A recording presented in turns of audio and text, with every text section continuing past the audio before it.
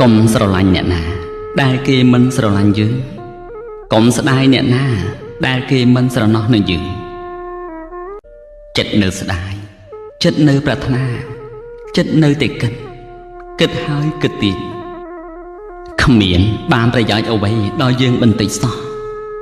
មានតែសម្ពាធទុកនាំទៅឈឺចិត្តស្អិតទ្រូងឆាប់ស្លាប់ទៅវិញបើគេដឹងថាយើងកាន់ទុកឆាប់ងាប់យ៉ាងនេះម្ល៉េះមានតែគេបន់ស្រន់ថែមឲ្យយើងរហ័សងាប់វិញព្រោះគេស្អប់យើងហើយគេលែងត្រូវការយើងហើយគេចង់ឲ្យយើងវិនិច្ឆ័យពីលោកនេះផងក៏ថាបាន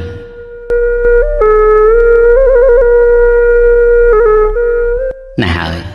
អ្នកកុំការទុកច្រើនពេកអីអស់អ្វីអស់ចោះតែកុំអស់កម្លាំងទឹកចិត្តឲ្យសោះ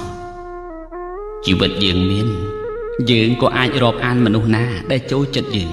កុំស្រឡាញ់អ្នកណាដែលគេមិនស្រឡាញ់យើងកុំស្ដាយអ្នកណាដែលគេមិនស្រណោះនឹងយើង